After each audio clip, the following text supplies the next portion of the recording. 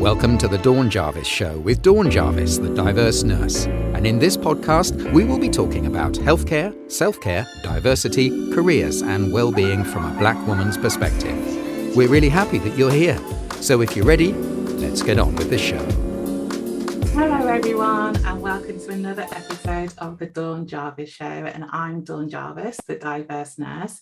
This is the video podcast where I talk to and about busy leaders, professionals and business owners about who they are, what they do, why they do it. And they're all part of my diverse nurse network.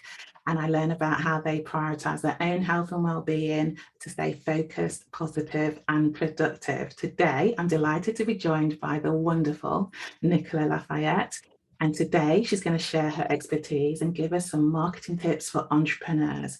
I met Nicola on Clubhouse and we did some rooms together. We shared a club together and we are very good friends. So it's an absolute pleasure that she's here. Nicola started the NL Marketing Consultancy 2.5 years ago. After a long career working in senior marketing roles, she specialises in supporting small businesses with their marketing plans and strategies, offering both strategic and tactical expertise, working with you to identify and shape your marketing strategies while simultaneously putting the plan into action.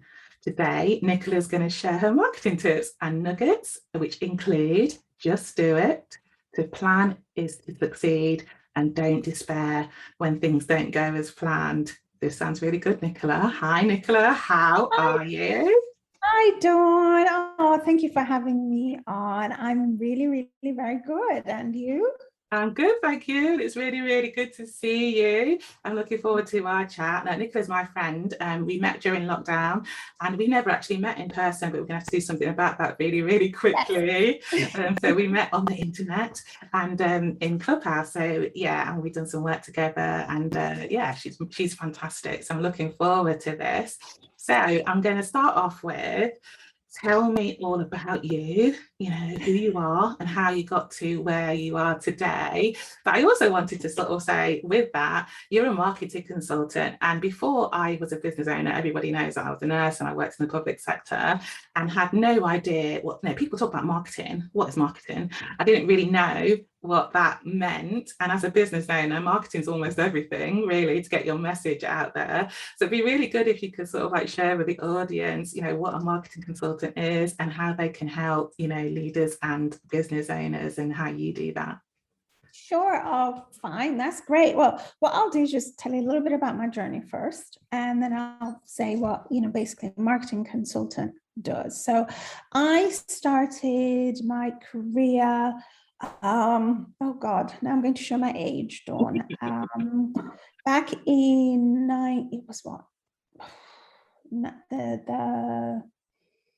the late 1990s, I was working in the hotel industry in Jamaica, because as you know, I'm Jamaican. Nicola's Jamaican and I'm Jamaican heritage, but Nicola's proper Jamaican. And so I worked in the hotel industry for a bit and in Jamaica, and I got a bit burnt out and I decided that I wanted to do something else.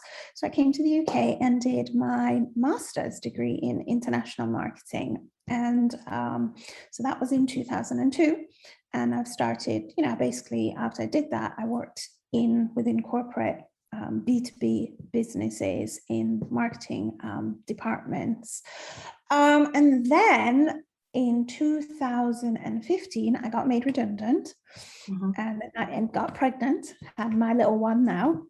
Lovely. And my husband got an opportunity to go abroad, and we went abroad as a family for 2 years. And then I with the children, came back because my eldest was going to do GCSEs.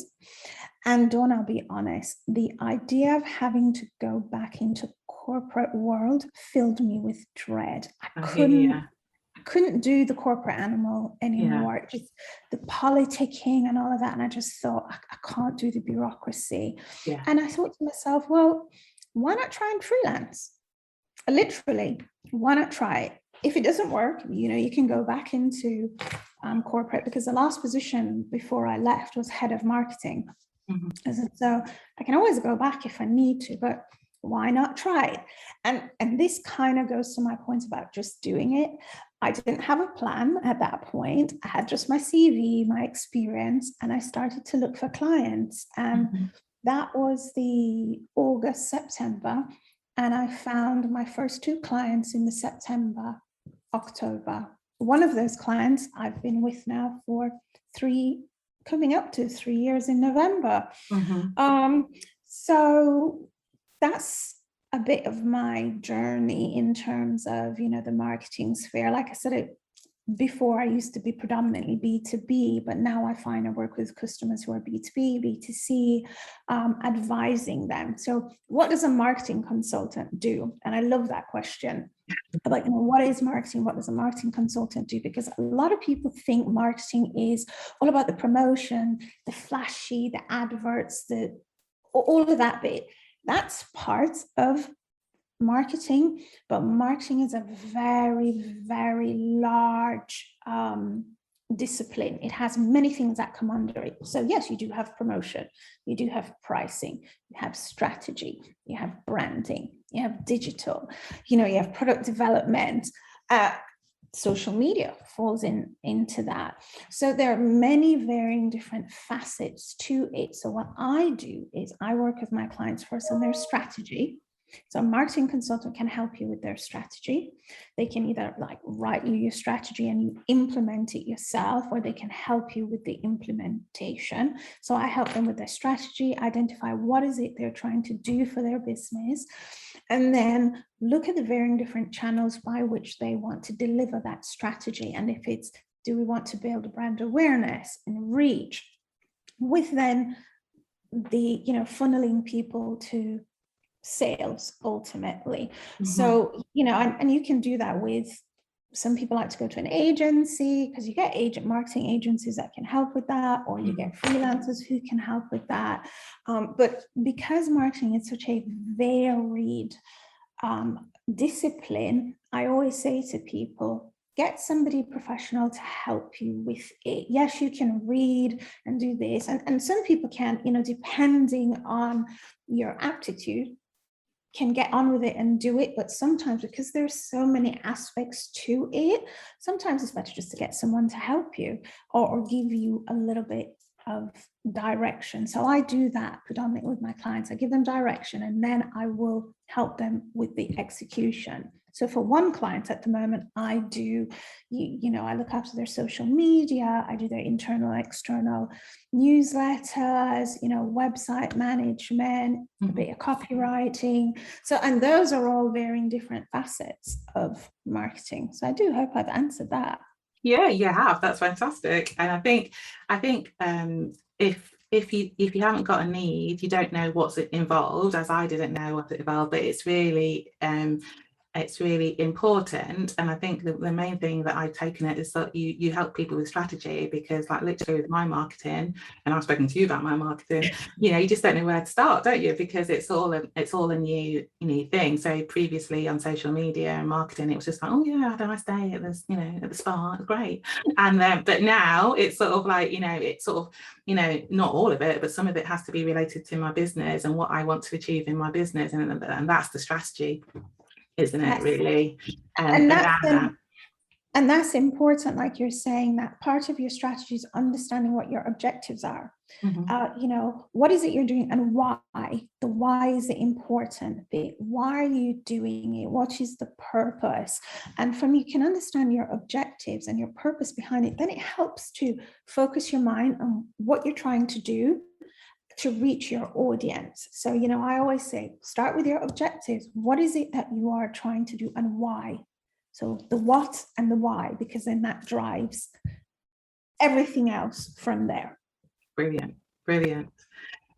So you mentioned this a little bit before about just do it. So what I really liked about your story, and I think there's a lot of people this will resonate with, because of you were made redundant, you sort of changed country and situations, you came back, and you thought, you had a senior job where you were the head of, marketing, you can do that.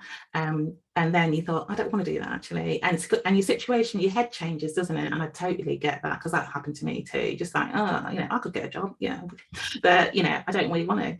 And but then you sort of have to take this leap, don't you? This sort of leap of faith. And I really like what you say about just do it. Talk a little bit about that, because I think people sort of have to sort of go for it. And even with a marketing campaign, I know people who are just like, well, I've got great products, I've got great service, people should just buy it. And it doesn't really go like that, does it? So, it doesn't really go like that. How life has changed now is you have to tell people what to do. So yeah, you can have a great product or a great service, but if you're not telling people, contact me, buy my service, or offering them something, well, you'll just have a great product sat down on the shelf. But just to the point about just doing it, sometimes you find we get very much into our heads, and you can overthink and overthink and overthink. And I'm not sat here saying, no, you shouldn't have some sort of plan. Of course, you should have a plan. You need to understand what you're doing, but you can sit for days and days on end, and there will always be a reason why you shouldn't. And I enjoy what I do now. I'm not saying I don't have days where I just think I want to scream, and I do scream. Yes, Nicola. Yes. Yeah. I do know. Scream, yes. Sometimes, but I thoroughly enjoy what I'm doing now. And okay, I'm not making what I used to make as head of marketing, and I haven't scaled yet. And that's for a number of reasons. It's me, but that's because I enjoy the relationship that I have with my clients. And if I hadn't done what I did back in 2.5 years ago, I wouldn't be where I am today. It affords me the flexibility with my children. I have a 17-year-old and a 5-year-old. And they're both at varying ends of the spectrum and require quite a lot of my time. And what I'm doing facilitates that. So I would say to anybody, yes, I get imposter syndrome. Sometimes you sit there and you think, do I really know this? But you do. You do. And having a great network, like, Dawn, I'll message you or I'll call you. And I have a really supportive network of other women who are in marketing, who are so helpful that it makes the journey easier. We all have bad days, and we're all going to have bad days. I've had all kinds of things will happen. But sometimes you just take the leap. And guess what? If it doesn't work out, you pick yourself up and you go and do something else. Yeah, I think that's I always said if this wasn't going to work, I could find a job. I didn't want to, but I couldn't. So sometimes we just need to come out of our heads. Stop thinking about, and social media doesn't help this. You're thinking, oh my God, do I need to do Instagram? Do I need to be on TikTok? Do I need to be on LinkedIn? Do I need to be on Snapchat? Oh, do I need a website? Do I need this? Clear the noise. Think about what it is you're trying to do, why you're trying to do it, who you're trying to target, and then just do it. Love it. Try it. Just try it. Yeah. And you'll be surprised what will happen. You will be surprised. I totally agree, because I think even if you have that thing in your head, everyone's got commitments. Everyone's got family commitments. They've got financial commitments, and I'm a great one. I really like what you said. You take a calculated risk. I did when I started my business. I gave myself 6 months. I had an objective, and I was thinking, if I don't meet that objective, I can get a job. But this is what I want to do, and just do it. And you have to sort of like take a leap in the dark, really, and find your way. And some things are going to work, and some things aren't going to work. But you find what's acceptable, and if it's totally unacceptable, I guess you do have to think about your fallback position. But it's a positive fallback position, isn't it? That it's a calculated risk. No, I'm not a gambler. I take calculated risks.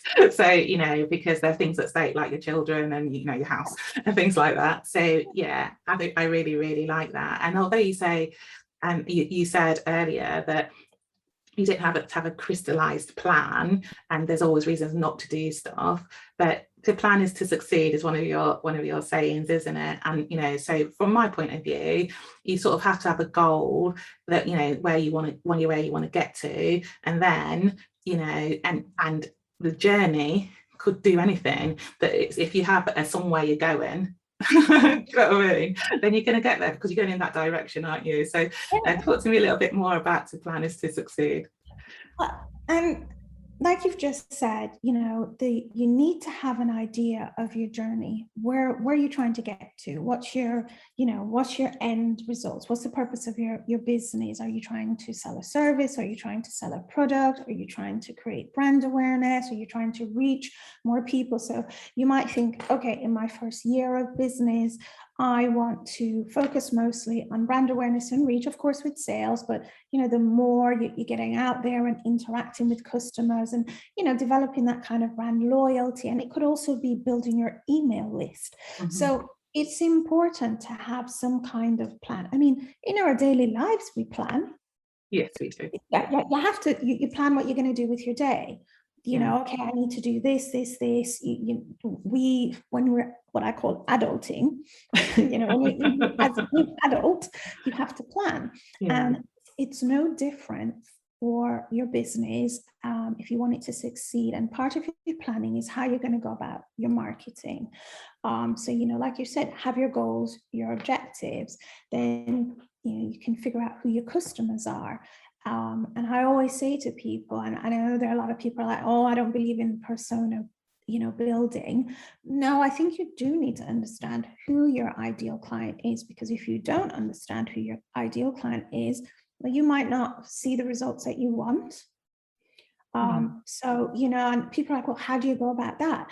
Well, you can do just simple research, and you don't have to go out and buy research to do that. What you can do is participate in, if you're on LinkedIn, go into different LinkedIn groups and see what people are talking about. Or if you're on Facebook groups, even Clubhouse is where you can go on to Clubhouse, go look for the, whatever it is you're doing and hear what people are talking about, get a feel for people, get up on stage and start asking questions, start your own room about a particular topic. And those are now easy ways to do research. If you already have a client base or people, send out surveys. You can do Google Docs, do, Google Forms, you can do short surveys just to start to get a feel of, who your ideal client is, what they want. And that's part of planning.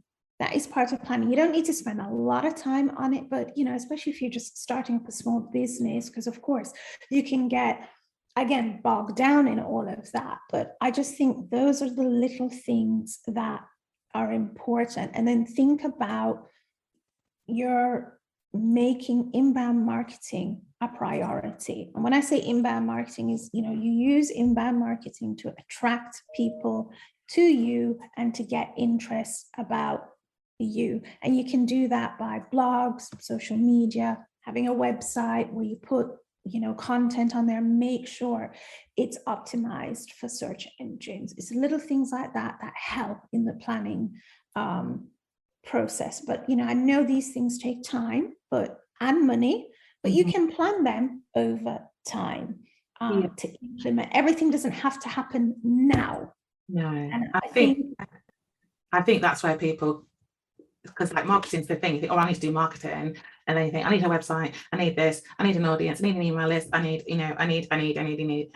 and there's loads of people who want to sell you all that, but it's really important to have a plan before you start buying anything into that. And I really like what you said, because it's sort of like, it goes into sort of my networking sort of thing, sort of like go into LinkedIn groups or Facebook groups that are in your interest, find out what people are saying, what are their pain points, what do they need, and how can you help them with that? Because it's all about, people buy things they need, don't they? Which is it's about marketing, isn't it?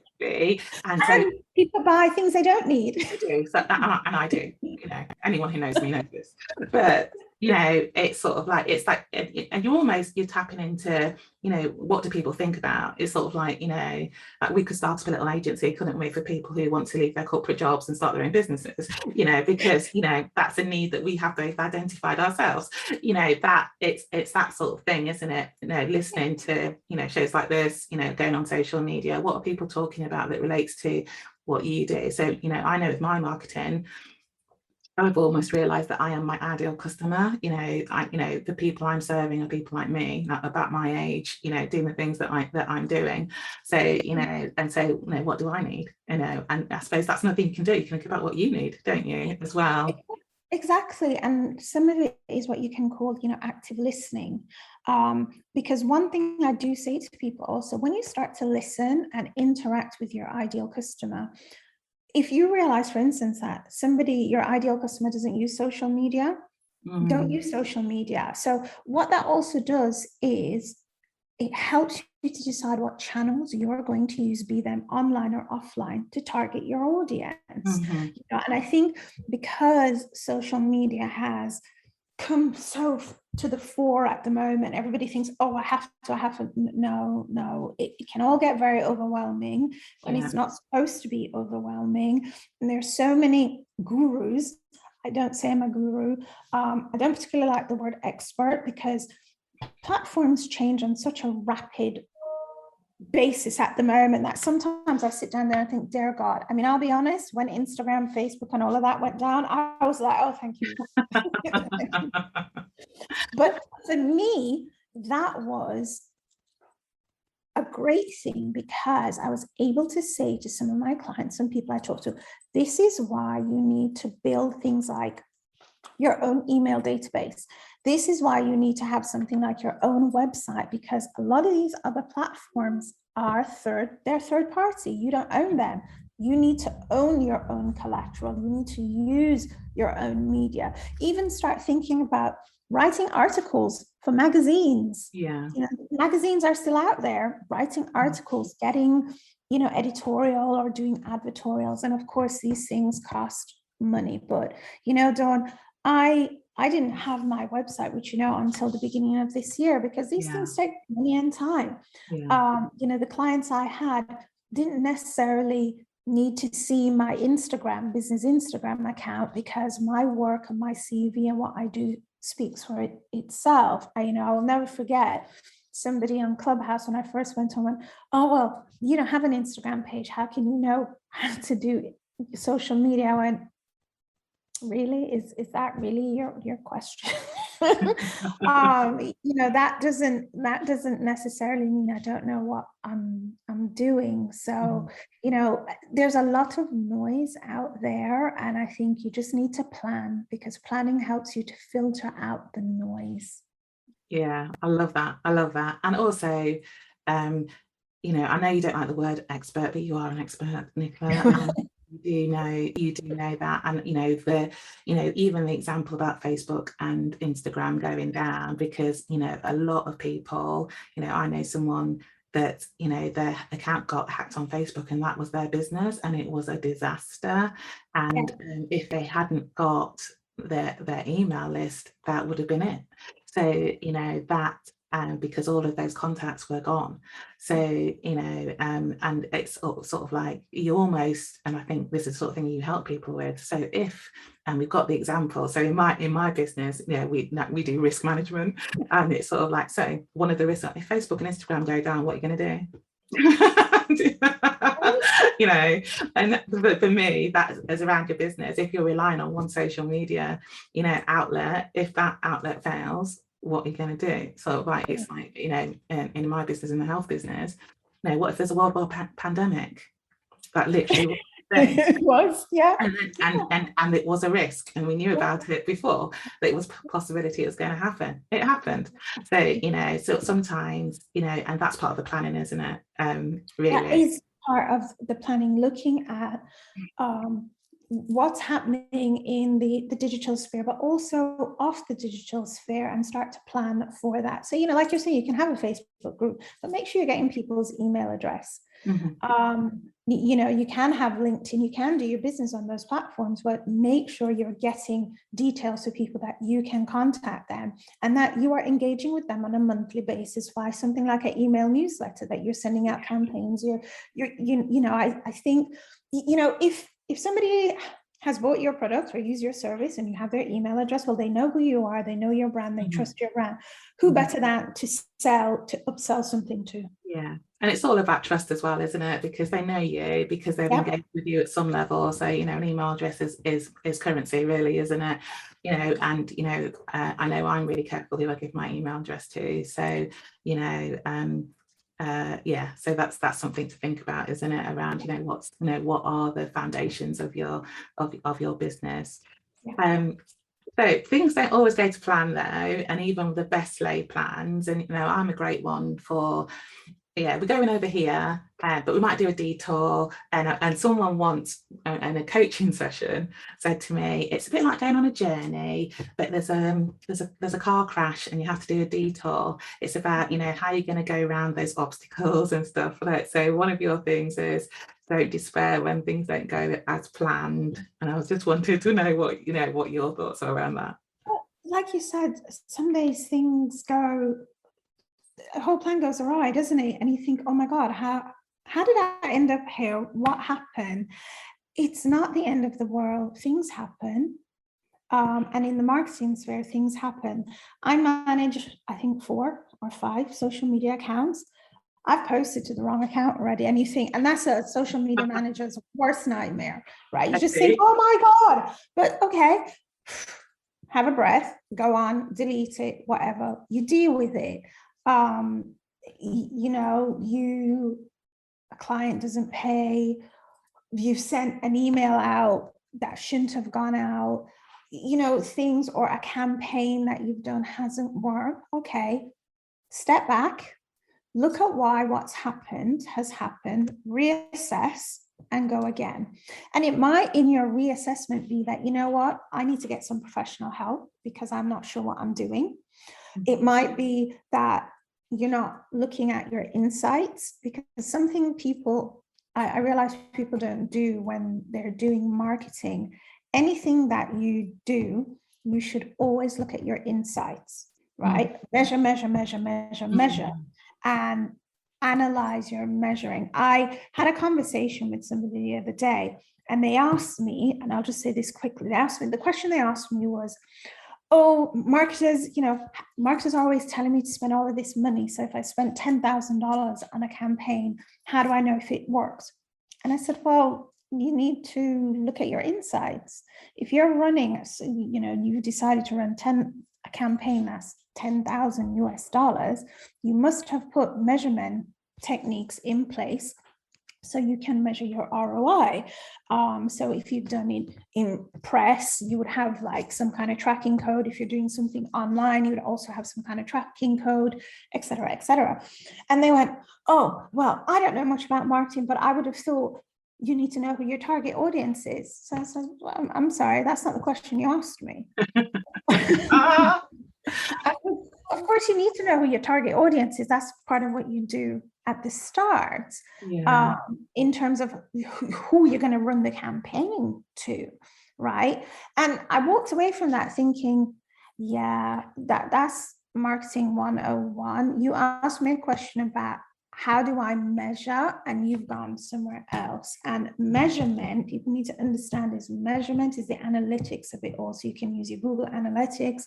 If you're on any of the social platforms, Facebook owns Instagram, right? They have, if you're using things like Facebook Business Suite, you can get all the analytics there. If you're using, a social media management tool, they have. So always look, whatever you're doing, look at your analytics and then decide, okay, where did I go wrong? And if you can't decipher the analytics, then get somebody to help you.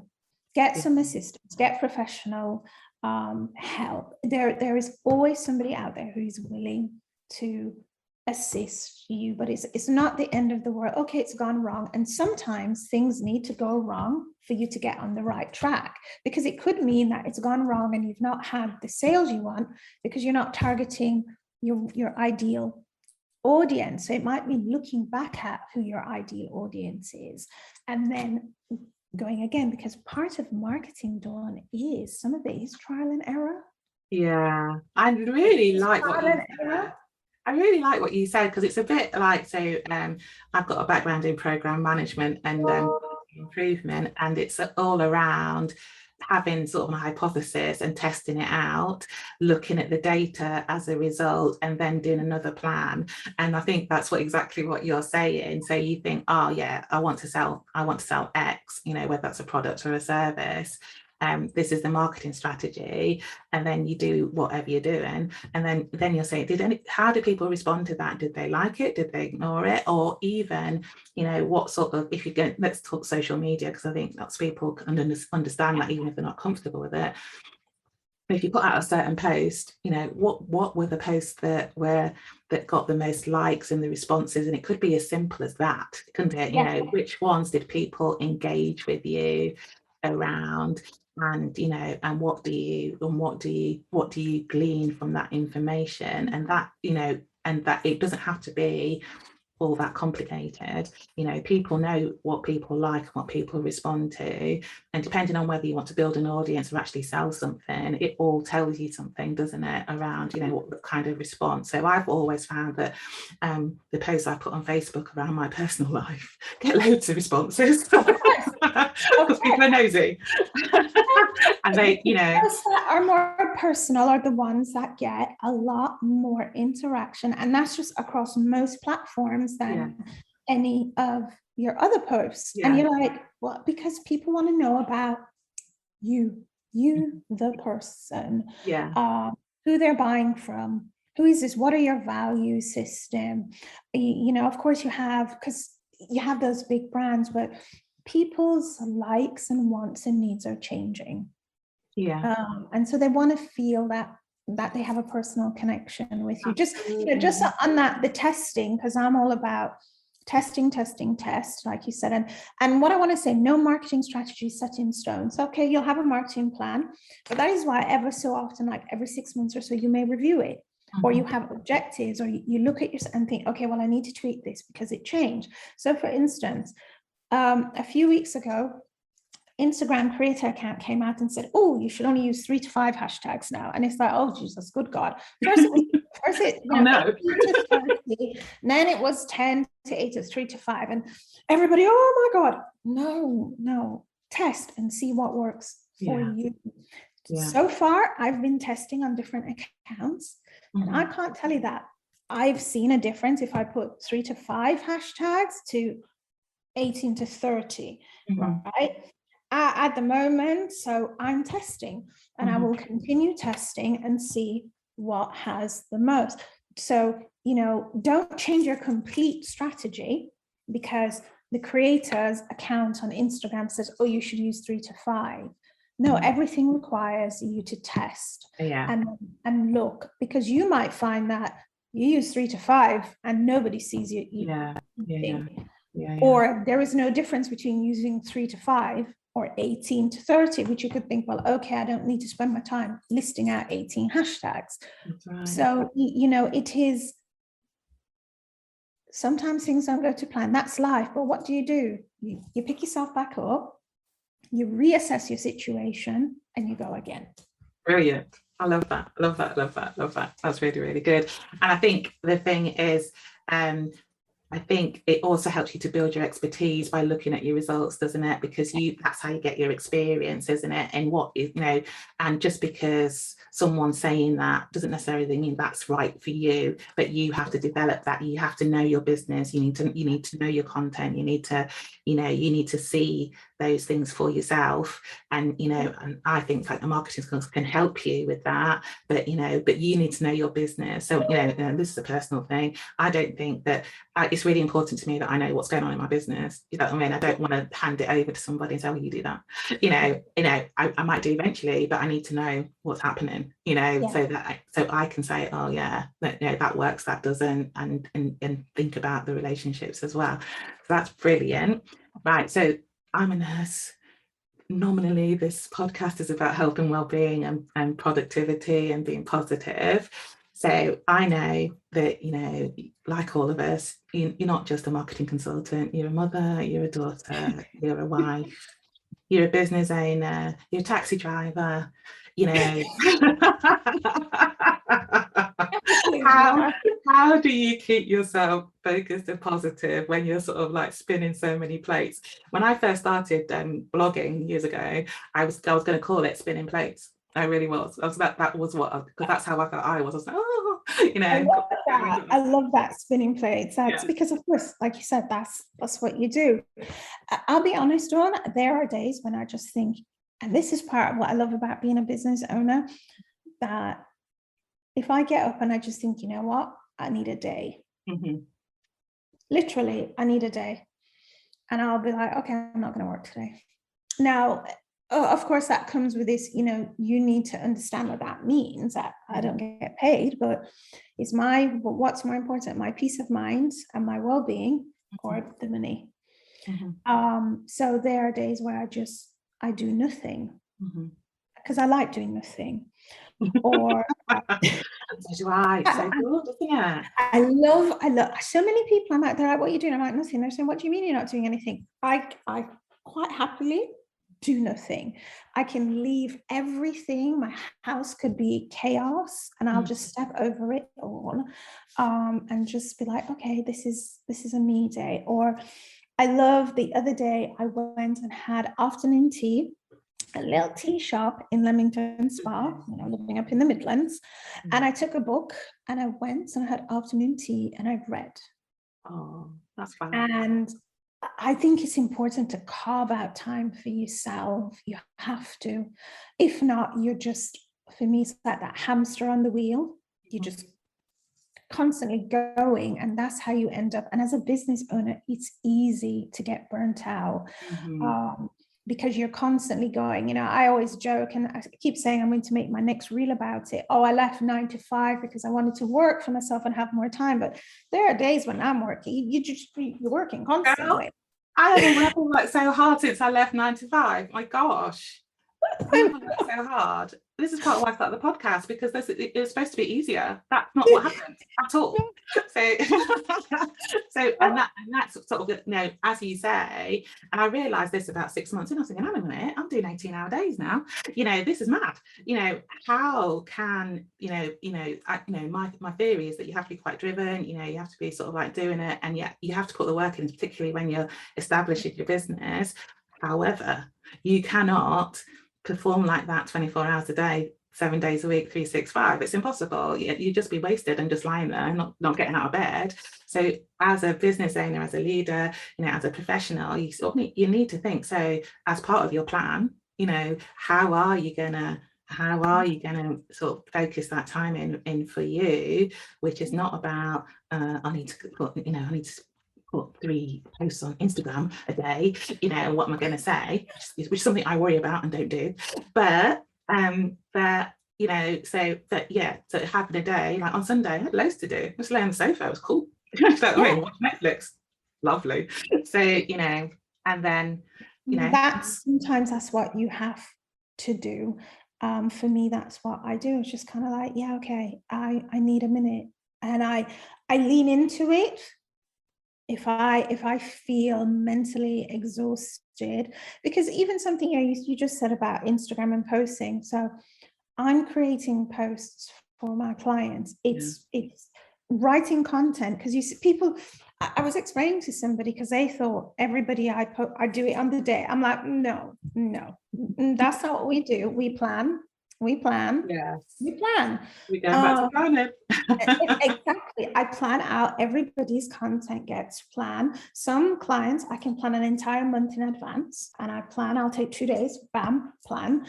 You know, some of the clients, depending what they are, it might be 2 weeks in advance, plan, done, because there are other things to do. Everything gets scheduled and it goes out, and they're like, oh, so when the posts go out, that's not you doing. I'm like, no.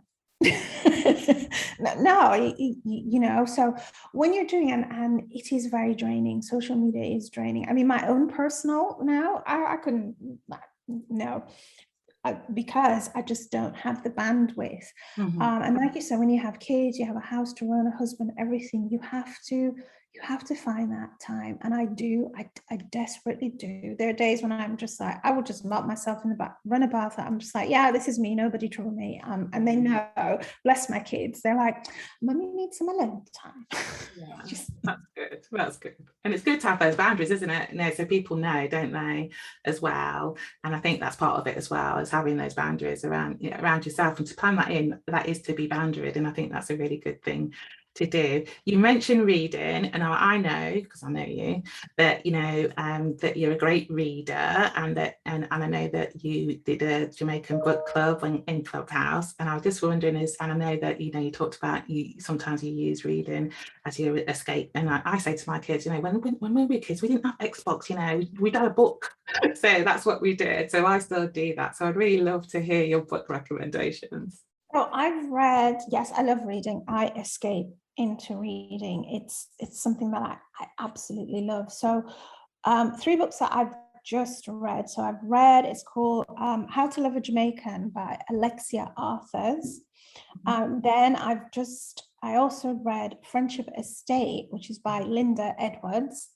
And then there's a book of poetry by a friend of mine also, Natalie Cortese. She just finished her other book of poetry called Sky Juice. Now, these are all Caribbean authors, and I do love to support my Caribbean authors. Yeah. So I've just literally finished Natalie's poetry. And, if you come from, you don't have to be of Caribbean heritage, but if you come from Caribbean heritage, and Natalie's Jamaican also, when you read it, the poetry is, she has you in stitches.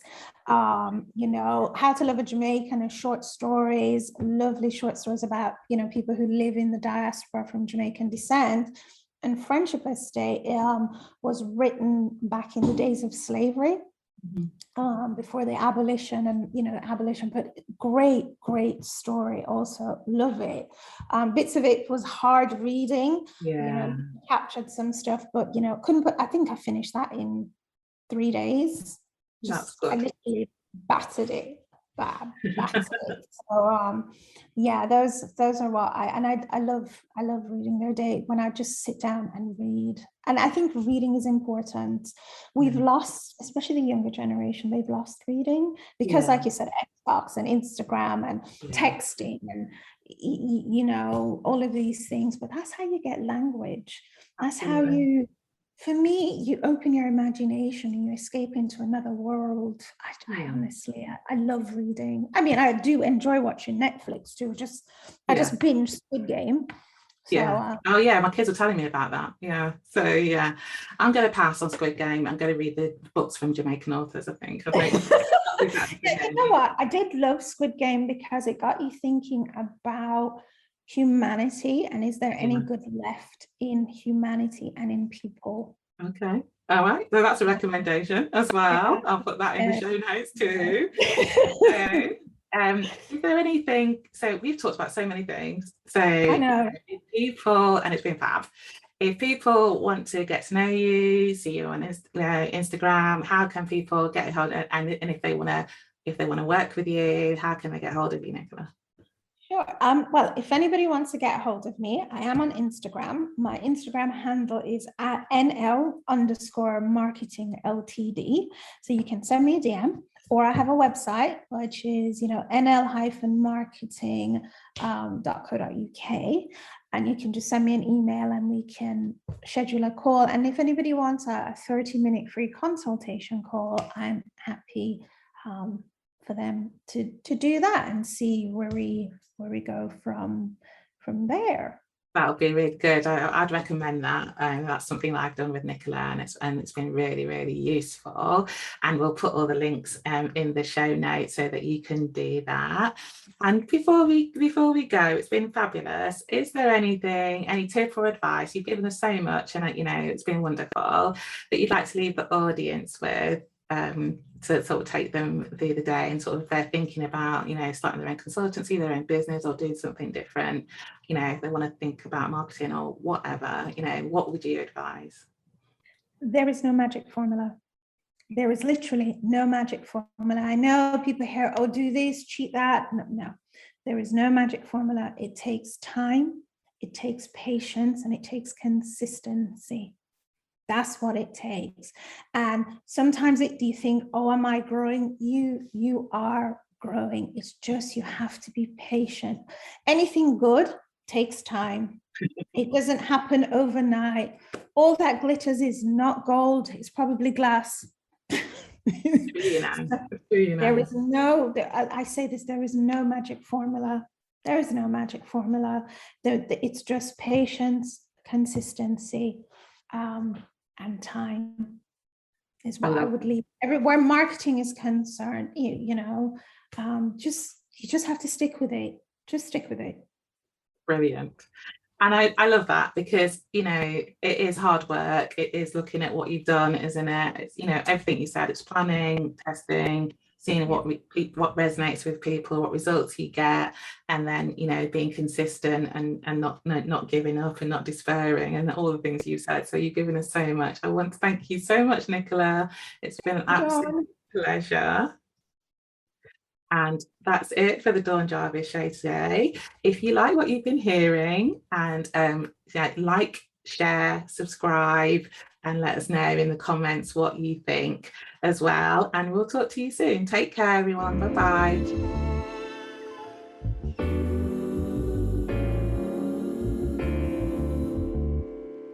Thank you for listening to the Dawn Jarvis Show. If you enjoyed this episode, there are 2 things you can do. Number 1, leave Dawn a rating and a review on Apple Podcasts. It would mean so much to her if you took a moment out of your time to post your thoughts on the show. It will help Dawn reach so many more people and help them with their well-being. Number 2, subscribe to Dawn's email list, the Diverse Nurse Digest, using the link in the show notes. Until the next time, thank you and goodbye.